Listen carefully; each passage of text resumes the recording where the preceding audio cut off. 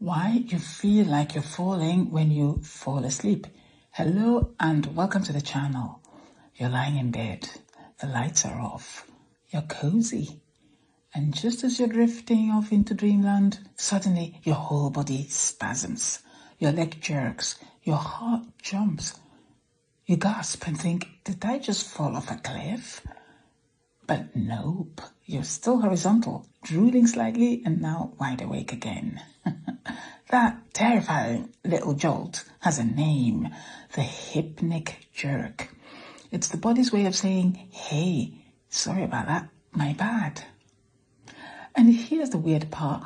No one's totally sure why it happens, but scientists have gone crazy with some fascinating insights into this, and it's slightly ridiculous. Theories about why your body thinks you're falling to your death while you're literally lying still. Let's break down the biology, the brain glitches, and the ancient evolutionary reasons your body pulls this bizarre prank every night. So, first things first, what's actually happening? A hypnic jerk, also called a sleep start, is an involuntary muscle spasm that occurs right as you are transitioning from wakefulness to sleep. Usually it happens in that fragile little window when your brain is like, I'm still awake. No, I'm asleep. Wait, who's driving the body? That split-second confusion triggers a sudden muscle contraction, often in your arms, legs, or entire torso, sometimes so strong that it can wake you up completely. You might even get a vivid hallucination like falling, tripping, or missing a step on the stairs right before it happens. And then your heart's racing, your partner's startled, and you're lying there questioning your life choices. It's not dangerous, but it feels terrifying. So why does your body do this? Well, during the early stages of sleep, your brain begins to power down your muscles. It's a process called muscle atonia, basically the neurological off switch that prevents you from acting out of your dreams. It's super useful, otherwise we'd all be kung fuing in our sleep. But sometimes your motor neurons, the ones that control muscle movement, the nerves that control muscle movement, get mixed signals. The brain is trying to chill. The muscles are like, wait, are we dead? Should we panic? That's when a signal fires down your spinal cord and bam, every muscle decides to twitch at once. It's like a tiny internal argument between your sleeping brain and your still awake body. Like two co-workers who didn't realize they were both hitting send on the same email. So here is the mostly popular and honestly the funniest part, the explanation of this phenomenon, the primate theory. Long ago, our tree-dwelling ancestors used to sleep in branches. This is true. So falling asleep literally meant risk falling out of a tree. So if your muscles started relaxing too quickly, your brain might have interpreted that as, whoops, gravity's taking over. To prevent a plummet, it would instantly jerk your body awake, a literal save yourself reflex. In other words, you're not falling in your sleep, you're falling out of a 2 million year old tree in your DNA. So every hypnic jerk is your inner monkey saying, hold on to the branch, dummy. And the fact that humans still do this means the reflex never went away. It just stuck around as an evolutionary leftover, like the appendix or online arguments. To understand why the hypnic jerk happens when it does, we've got to talk about the different stages of sleep. But very quickly, just talking about reflexes reminds me of another type of reflex, which I wonder, is it related to this reflex, this hypnic reflex? And that is a reflex we find in newborn babies. But I'll do another video on this. It's interesting. I'll try and research the link between these two. The reflex I'm referring to is the Moro reflex. I'll get you a video on it. It's very interesting stuff. Anyway, back to the topic at hand. Different stages of sleep. Sleep isn't one continuous process. It's a series of cycles.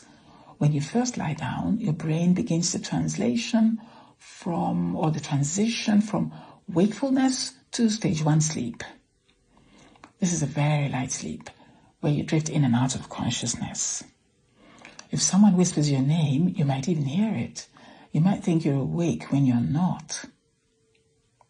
Your brain waves start slowing down from fast beta waves to slower alpha and theta waves. Your breathing evens out, your muscles relax, and your body temperature drops slightly. But here's the key. Your brain is still partly awake, and it's not a fan of losing control. So when it senses your muscles going limp, which normally means we are safe, go to sleep, it occasionally misinterprets it as we are falling. Cue the reflex jerk to catch yourself. It's basically the neurological version of when you drop your phone and instinctively grab at the air, even though it's already on the floor. But why does it feel so real? Let's talk about the dream part, that split second where you vividly imagine falling. It's not exactly a dream, it's called a hypnagogic hallucination. So it really is an illusion, it's some sort of vision that you have. And it happens when you're half awake, half asleep, when you're in between worlds, so to speak. During that transition, your brain is still generating random electrical activity, but your prefrontal cortex, the logic center of your brain, is clocking out for the night. So your mind starts stitching together images and sensations from muscle movement, random neuron firings, and memory fragments, all without supervision. When your body twitches, your brain tries to make sense of it. Oh, a sudden movement? We must be falling. Then it creates a quick, vivid image to match the motion, a staircase, a cliff, an endless pit, whatever your subconscious can grab first. And because your brain hasn't fully activated its dream logic filter yet, it feels completely real to you. It's like your nervous system accidentally pressed play on a horror movie while you are still loading the menu. Now, not everyone gets hypnic jerks often, but when you do, there's usually a reason. Doctors have found a few key triggers that make these nightmare dropkicks more likely. Caffeine keeps your nervous system on high alert, so when you try to fall asleep, your body is still buzzing like it's in a boss fight. Your nerves misfire, your muscles twitch, and boom, hypnic jerk city. Stress and anxiety also play a role here. Your body's stress hormones, especially cortisol and adrenaline, can make your muscles more excitable.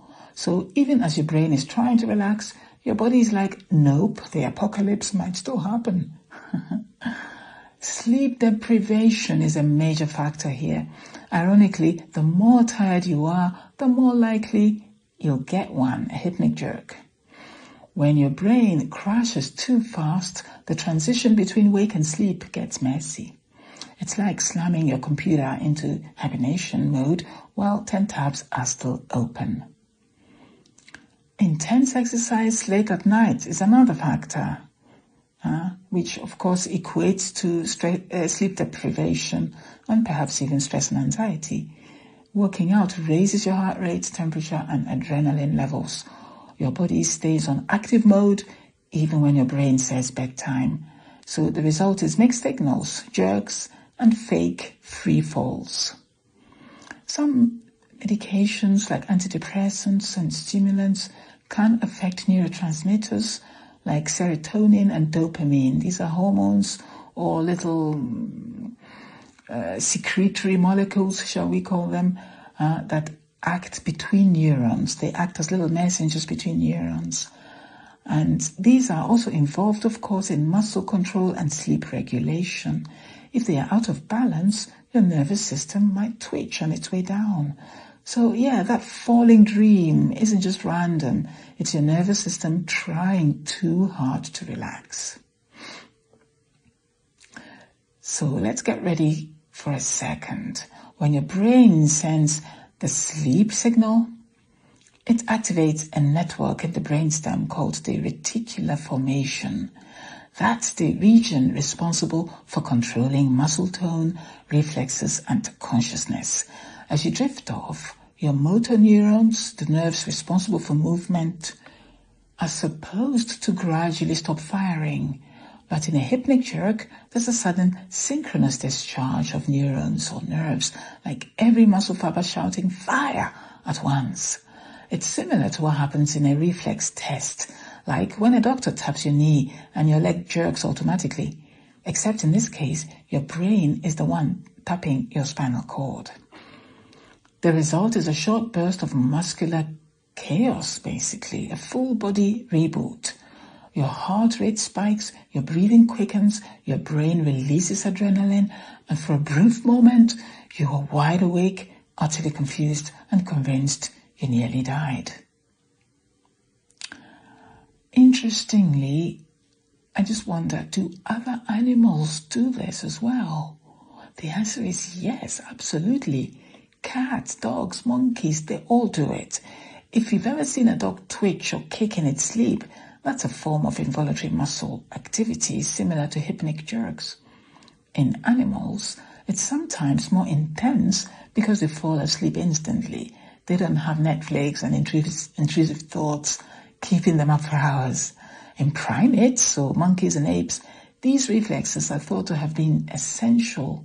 A misinterpreted muscle relaxation might have been the difference between pleasant nap and death by gravity. So the reflex persisted even when we stopped living in stress, in trees, yes, which is obviously stressful, huh? And when we started sleeping on memory foam mattresses. So how often it happens and to whom? Well, studies estimate that up to 70% of people experience hypnic jerks at least occasionally. They are most common in young adults and people under high stress, or anyone who drinks a little too much coffee, especially at night. Some people get them nightly, others maybe once a month.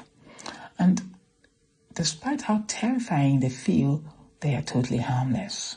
They don't indicate a neurological disorder, poor health, or some sort of vitamin deficiency, though chronic sleep deprivation can make them worse, of course. But they can become a problem if they start causing insomnia, when the fear of jerking awake makes you afraid to fall asleep. That's when doctors might recommend lifestyle tweaks, or in rare cases, mild sedatives or magnesium supplements to calm the muscles down. So there are different types of sleep jerks. While the hypnic jerk is the main one, there are other weird involuntary sleep movements which are worth mentioning, so I shall go through them quickly now. There is the hypnagogic jerk. Now, this is the classic one which happens as you fall asleep, as you start to fall asleep. And then you have the hypnopompic jerk. This one happens as you wake up, from an already sleeping situation. It's like your muscles trying to rejoin the party a little bit too early. In some people, like me, the hypnopompic jerks are much more common than the hypnagogic jerk. And then you have periodic limb movement disorder, PLMD. This is where you have repetitive jerking during deep sleep. It's not dangerous, but it can, of course, disrupt your sleep and rest. And then you have sleep myoclonus. These are more intense muscle twitches, often linked to neurological conditions or medications. So if your falling episodes are happening all night long or come with other symptoms like sleepwalking or gasping, that's worth a chat with a sleep specialist or at least your GP. But for most people, the classic single jolt at the start of sleep is nothing more than your nervous system doing a little bit of exercise in the dark, so to speak. People often describe their hypnic jerk sensations a bit differently. Some say it's like missing a step on the stairs. Some say it's like slipping on ice. Some say it's like being electrocuted for 0.2 seconds. Some say it's like my soul tried to leave early but changed its mind. Weird, huh? We of course, we're all different. We have different sensations. So we experience the same event differently. Can you stop hypnopompic or hypnagogic jerks? Well, no, you can't fully prevent them, but you can make them less frequent. Here's what doctors usually recommend. Cut caffeine and stimulants after 3, 4, 5, 6 p.m. Tea, coffee, or pre-workout drinks can trigger nervous overactivity. Try to keep a consistent sleep schedule. This helps to smoothen your transmission into sleep and the less confusion your nervous system then has to deal with. Avoid heavy workouts right before bed. Some of us with busy lifestyles are guilty of this. We have only just 1 or 2 hours before sleep to get a little workout in. Yes, we see the logic here, better some exercise than no exercise, right? But it's not so good for the sleep mechanism. Give your body at least 3 hours to calm down after intense activity before going to bed. Limiting screen and bright lights before sleep is also useful. Especially blue light coming from computers, from mobile phones, etc. Try to get into downtime using deep breathing or meditation before actually getting into bed to sleep. Basically create a wind down routine, and this helps to prevent, at least to reduce the frequency of this particular phenomenon we're talking about. So, fun facts about falling asleep. You can't tickle yourself. Did you know this? Because your brain predicts the sensation, but in hypnic jerks, your brain doesn't predict the movement. That's why it feels so shocking. Astronauts still get hypnic jerks in zero gravity, even though they're literally floating. So gravity isn't the cause. It's just the illusion your brain uses to explain the motion. Some cultures interpret the falling sensation as spiritual. In folklore, it's sometimes described as your soul briefly leaving your body. Yeah, this may be true. I don't know. It makes sense. It's logical. The hypnic jerk is the opposite of sleep paralysis, where your brain wakes up but your body doesn't. Your body stays frozen in sleep. One is your muscles waking up too early. The other one, actually your muscles waking up too late and doesn't catch up with your brain. People who take short naps under 20 minutes are less likely to experience hypnic jerks, probably because they don't reach that deep relaxation stage where hypnic jerks happen. So, the hypnic jerk is one of those rare movements where you feel your biology glitch in real time. It's the nervous system revealing that it's not a smooth machine. It's a patchwork of ancient reflexes duct-taped together by evolution. Somehow, even though it's kind of scary, it's also kind of comforting. It's a reminder that even as we build rockets, write code, doom scroll at 2 a.m., part of us is still a nervous little primate just trying not to fall. Interesting phenomenon. Very fascinating. I hope you found it so. If you have any questions about sleep issues or any other medical topic, feel free to ask a doc.